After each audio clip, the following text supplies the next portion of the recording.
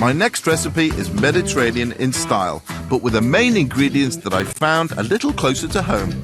I spent many happy years living and working in Cyprus, where I grew to love the local produce. So imagine my surprise when I found an ingredient I had always identified with the Mediterranean being produced in sunny Yorkshire. When it comes to cheese, I've always associated Yorkshire with the likes of Wensleydale.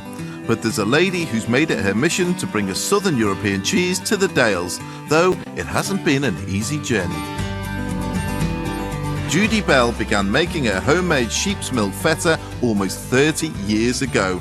It was her own allergy to cow's milk that inspired her. I started Shepherd's Purse because I realised that there were quite a lot of people who were intolerant to bovine products, to cow's milk products. I decided to investigate and came home and said to my husband, shall we milk sheep and make cheese? As you do, Judy. Experimentation began in her own farmhouse kitchen, and soon creating a white crumbly Greek-style feta cheese became a passion for the whole family. Her passion has completely and utterly rubbed off on both myself and my sister. Mum's passion for the cheese that she's producing is totally infectious. This enthusiasm meant that she was determined to make her Greek-style feta from the milk of the local sheep, which fed on the local grass, and then sell it to local customers. So we made Yorkshire feta and we salted it not quite so heavily as Greek feta. So instead of putting it into a brine solution, we put it into a wax coating, and it really does keep it fresh and clean. Not a drip look. Yeah. When I'd made the cheese, of course, I had to go out and sell it. And back in those early days, the business really was a family business, all run from the family home. So my husband and I set off up the Dales, dropping samples of the cheese off with all the little delis and cheese shops, and I was quite pleased. The majority of them wanted more to try and sell, so it worked really, really well. In 1993, things really took off with a prestigious award at the Great Yorkshire Show. And when I came down off the rostrum, having picked up my prize, I was surrounded by Tesco. With a big supermarket chain clambering at the door, her business and her feta were going from strength to strength, but that was all about to change. A letter dropped on our desk from DEFRA telling us that we would not be able to make feta any longer. It was a great surprise. It turned out that Greece wanted its feta to have a protected designation of origin, meaning only feta from Greece could use the name, and so a battle commenced. I was really, really cross and wrote letters to my MP, and the dialogue started. And it went on and on and on, and it was a case of, yes, you can use feta, no, you can't use feta. They couldn't make a decision, but eventually we actually had to stop branding it as Yorkshire feta. Despite having created a highly respected and popular cheese, Judy and her family were no longer allowed to sell it. Their Yorkshire feta needed a new name. We got lots of support from the general public, lots and lots of letters of suggesting, but everything that we sent to DEFRA, they rejected, until we eventually came up with fine fettle Yorkshire cheese. But would a feta cheese not called feta really catch on? Look at that finished product. Despite her long international battle, Judy is pretty upbeat about the future. Fine fettle to us Yorkshire folk means that we've fixed it. So Yorkshire fettle is here to stay. We are going from strength to strength. I reckon Judy's cheese will bring a Yorkshire twist to my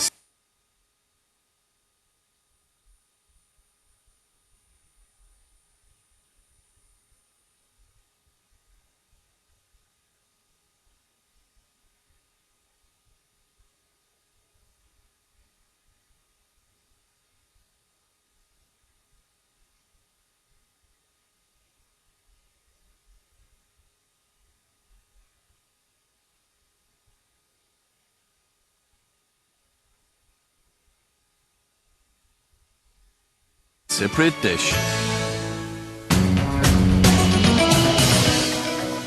I'm delighted that Judy has travelled down from Yorkshire and has brought with her some of that feta cheese, which will make a wonderful addition to my spinach and pine nut parcels.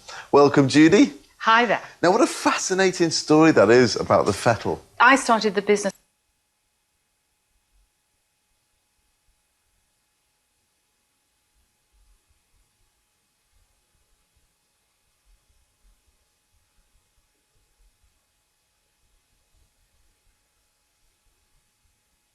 making sheep's milk cheeses, and I thought, well, everybody will know this is a sheep's milk cheese, and so I will call it Yorkshire feta, distinguishing it because it's not as salty as a Greek feta. We don't sit it in brine. And this is the feta here? That's the feta, yes. Can I try some? Yeah. I like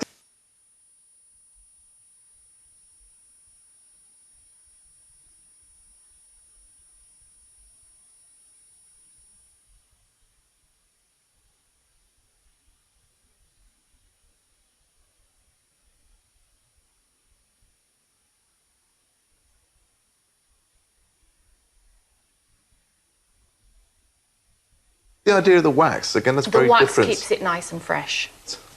Great in sauces, but there is nothing better than 100% sheep's milk feta. Now, this dish is going to be a spinach and pine nut parcel.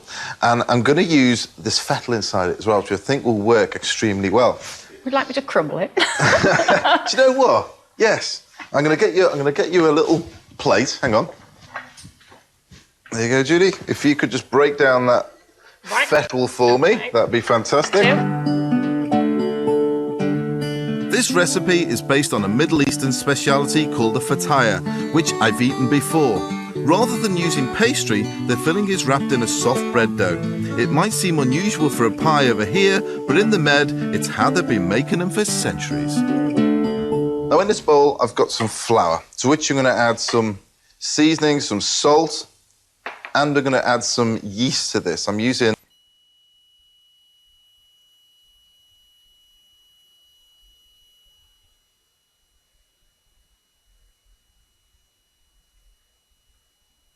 the fast action stuff because, I mean, to be honest, it's far easier to use than the fresh. It doesn't stink out your fridge because stick that in your fridge and it stinks after 2 weeks. This stuff lasts forever.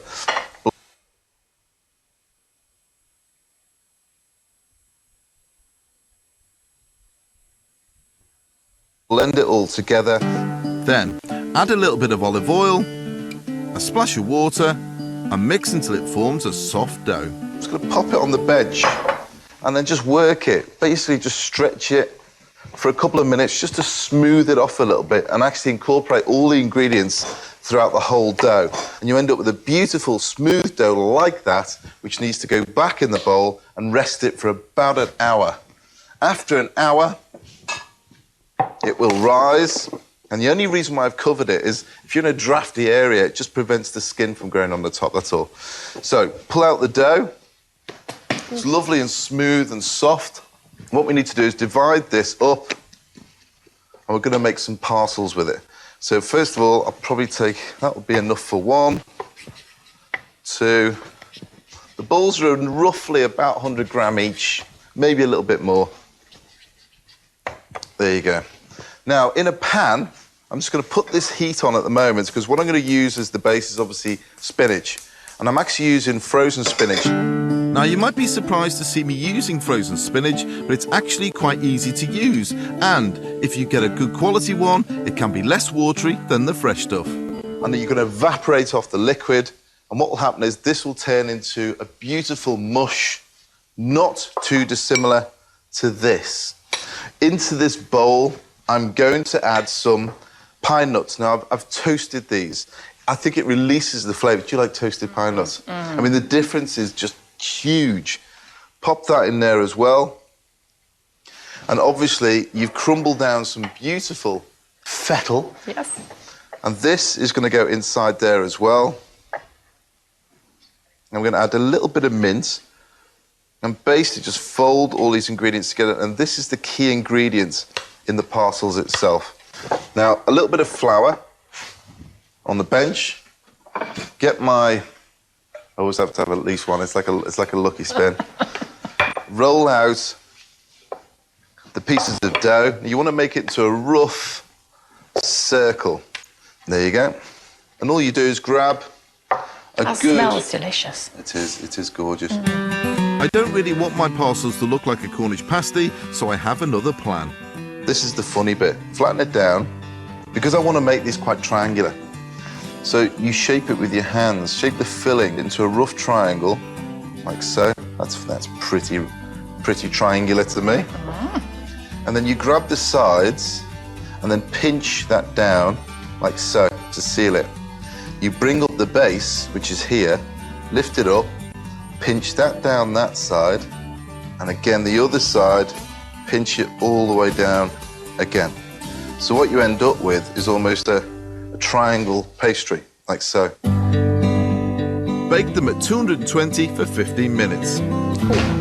And they should look like this. You have spinach, pine nut, feta parcels.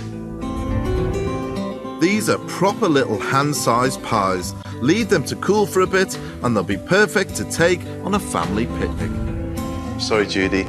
Thank you for bringing in your cheese, but we're going to have to wait a little bit longer before we get a chance to try it. I'll wait, so long as we taste them, that's fine.